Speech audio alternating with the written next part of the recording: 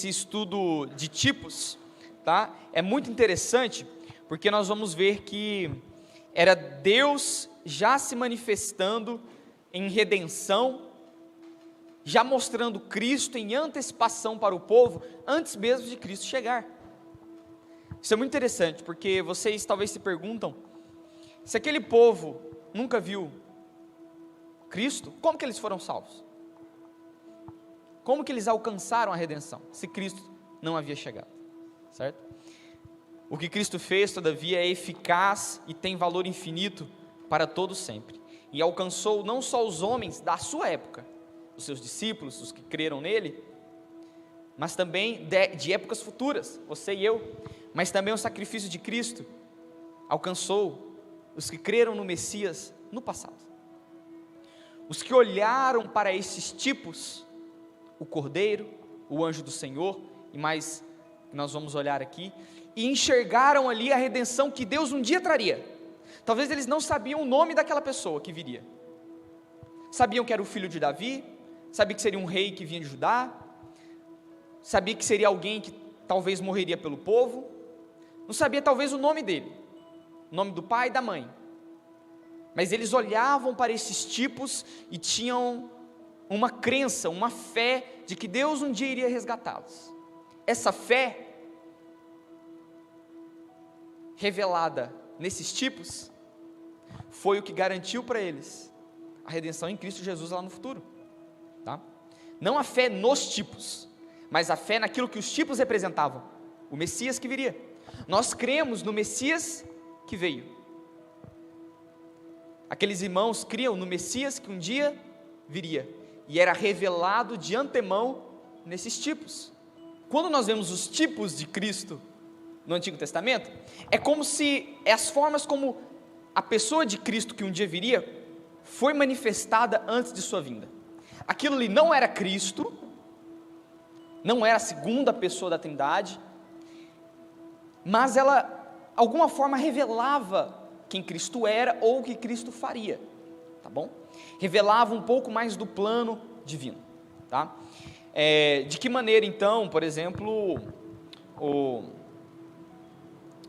cordeiro é tipo de Cristo, né? Era o animal sacrificado para o perdão de pecados dos homens.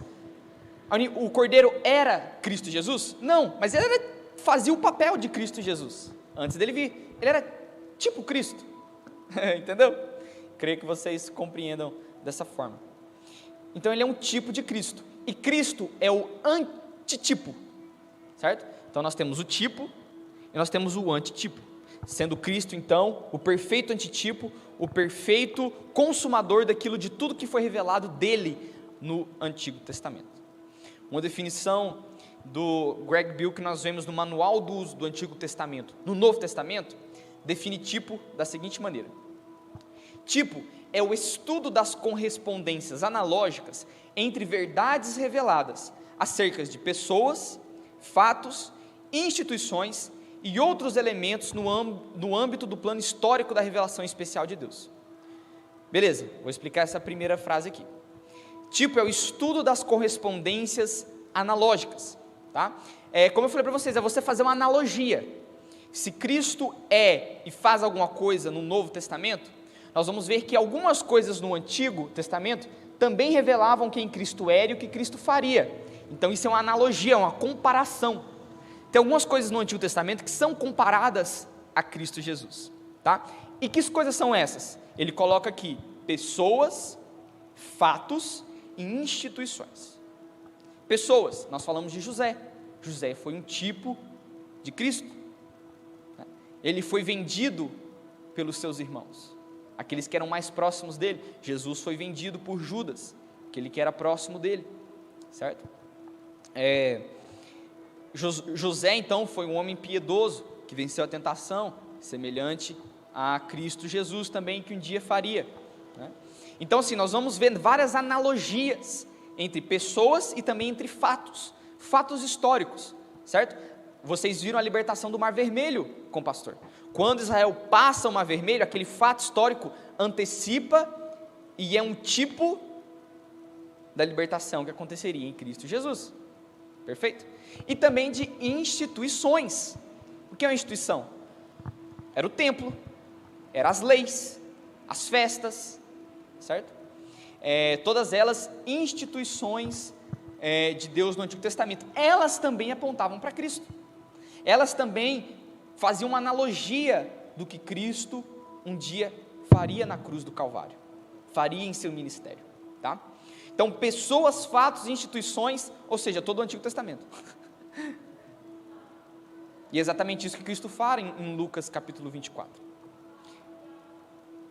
Que os salmos, a lei e os profetas falavam dele.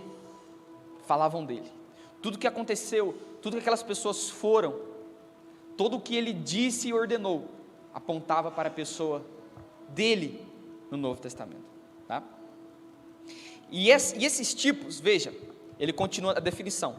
Correspondências essas que, do ponto de vista retrospectivo, são de natureza profética e têm sentido intensificado. O que significa isso aqui? Ele está querendo dizer então que todas essas coisas do Antigo Testamento são proféticas.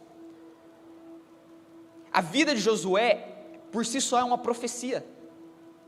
Ela está dizendo o que vai acontecer um dia.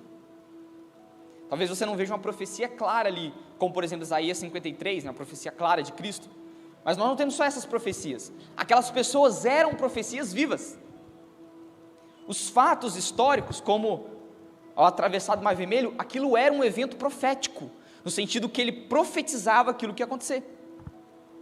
Essas instituições, elas eram proféticas, o templo era profético. Ele em si só, em sua natureza, tinha um aspecto profético.